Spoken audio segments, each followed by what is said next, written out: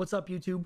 I got a little video for you guys here. A lot of you guys have been asking me to do a settings video, but I never really got the time to get around to it. I know it takes 2 seconds. Just sometimes, man, I got family time and I get caught up with it and I just completely forget about it. I wake up the next day and you guys are like, where's the video? I'm sorry. I'm very sorry. But here it is, finally. So we're gonna hop on board here with the general settings on at first. Field of view, I use it on 100. I feel like it's a perfect field of view for controller players. It doesn't make it feel like you have a sensitivity acceleration, if that makes sense. Like I know on a mouse it's called mouse acceleration. The faster you like swipe, the faster like the faster your spin will be. It's weird, man. I don't know. I feel like 100 field of view gets rid of it completely. So that's what I use. I also use ADS field of view affected. That's very, very important, man. This one fucking sucks. I don't know why. It just does. I don't like it. It feels weird. This one feels a lot smoother and more natural. Brightness is on 50. I don't touch that. These are always on 100. Skip introduction enabled, tooltips enabled, colorblind tritanopia. So some people ask me why I use this. Tritanopia is like a different type of color settings in the game.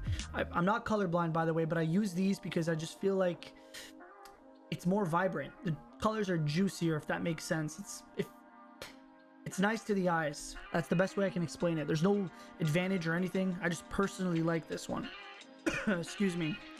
I put it on interface. Minimap shape square. So the reason why I put it on squares, as you can see in the display, you have a lot more field of view with the square. You see a lot more on the minimap.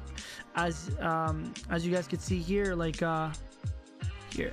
As you guys can see here, like some of the map is cut off. See that? It gets cut off here when it's not cut off here. So like let's say there's a red dot right here. The round minimap would not show you. Actually, wait, it would show you, right? It'd just be on the edge. I just feel like it's more specific, right? So if the red dot's right here, it's going to show up on the edge of this circle, and you won't really know that he's right here. You know what I mean? You'll think he's a little further back. But with the square minimap, it'll show you like exactly where he is when he's right there. You understand? It gives you a little bit of an advantage. So I might as well take the advantage, right?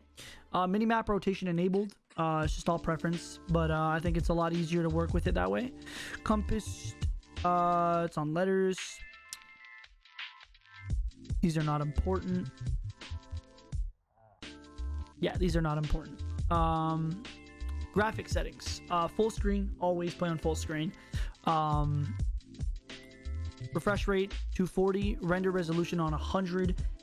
Like I said, guys, I don't know if these settings are amazing. They're just my settings, right? It could be awful. It could be good. Who knows? Just try shit out on your own, you know, whatever your PC can run. Some PCs can't load in this much, you know, some PCs you need to put the render resolution even lower.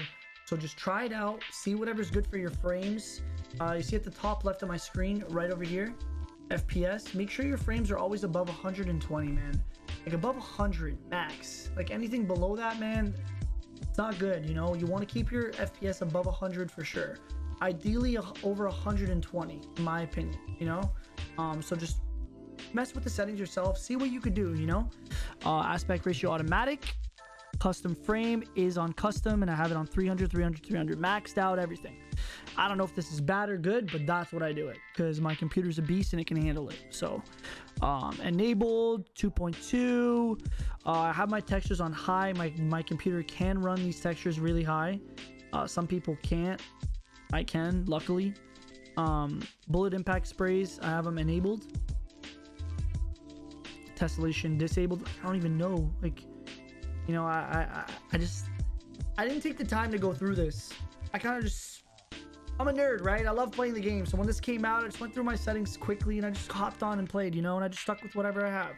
I have my shadows on low because every game I played, I was always told shadows are not important. Just get rid of them. So I have them on low. Disabled. Particle lighting ultra. No idea what this is, dude. Just showing you guys, you know. No idea what it is. I'm not the most educated person when it comes to shit like this, you know. Depth field. Out of focus blur effect is disabled. Appears blurry. I have it enabled? What? You definitely want it disabled. All right. It just makes sense to me. You definitely want it disabled, right? Yeah, you want it disabled. You don't want no blur. Who the hell wants blur? You know what I mean? Disable that. Filmic strength disabled. Why would you want any blur? Motion blur disabled for sure, man. This makes it a lot harder to track people when you're spinning and running away and stuff. I sometimes when I'm spinning, I could see people in the corner of my eye when I'm spinning. When if you had motion blur, it's just a lot harder to see people. Weapon motion blur should be off as well. Film grain disabled as well. It just makes it a lot harder to just see people, in my opinion. Holy shit. Would you like to apply the unsafe? Yes. Audio boost high. That's my favorite audio mix. At the end of the day, everyone has a different headset, so different audio mixes might be better for your headset. Just try it out and see what you like. I personally like this. Master volume on 100, music volume on 0 because I just don't care. I'd rather just be quiet and listen to my own music. Dialogue volume, I have it on 27 because sometimes when a guy is like talking to you, he's a little too loud and I'm just trying to sound lower. This helps a lot. Effects on 100% for sure. Juggernaut music, not sure what it is, but I turned it off. Hit marker sound on classic.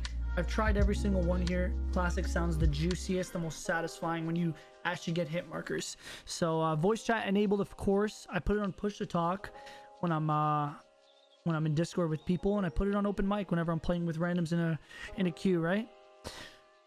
These are my voice chat settings. Controller settings. Okay, tactical. So when I play with a controller, I play tactical. So I crouch with my right stick and I punch with my circle button. As you guys know as well, here, let me show you guys. My controller has two back buttons, one here and one here. One of them, the left one, is remapped to X, and the one on the right is remapped to circle. So I could punch and jump with my back buttons while I crouch with my right stick. That's why I use tactical. It helps a lot. Tactical also helps if you play claw. So that should help you guys out. Dead zones on 0.5. I've tested all of them. That it just feels the best on here. Now my sensitivity is not on 2020. I was playing on it for the past couple of days because I've been bored. But my original sensitivity is right here. Okay. Play on 7.7. 0.95. That's my original sensitivity. I feel like it's an all-around really consistent sense, fast enough and not too fast, and it's slow enough where it's not too slow. You understand? It's a perfect sense in my opinion. Aim response curve type dynamic. A lot of people ask me what the difference between all of them is and what is a response curve type. I don't know. This has never been included in any Call of Duty, so I have no clue. I never did my research on it either, but I've tried all of them out. And I feel like I'm the most consistent on dynamic. I can hit the nuttiest shots and the most consistent shots on dynamic. Don't ask me how it works. I have no clue and I'm so sorry. Okay. Vibration, I think personally you should always have it off. I think it messes with your analog sticks while you're shooting. Sometimes the vibration even moves your analog stick when you don't want it to move, and it ends up sometimes moving your aim. Some people disagree with me, but I've actually I've felt it before in other games. So I definitely have it off.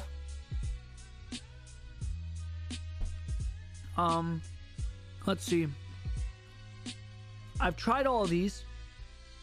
They're not bad, but if you have really good accuracy, precision and focusing will fuck you over in some gunfights because the aim assist is a little too sticky. I've noticed in close quarter gunfights, it fucked me over multiple times where it just drags my aim off someone, you know? See, they just if they jump around a corner, my aim will literally like stick and like mess with, it's weird, man. If you have good accuracy, you don't need precision or focusing. Just use standard. Trust me, it's the best one in my opinion. Skill aim assist FOV. I have that disabled. Weapon mount activation. ADS melee.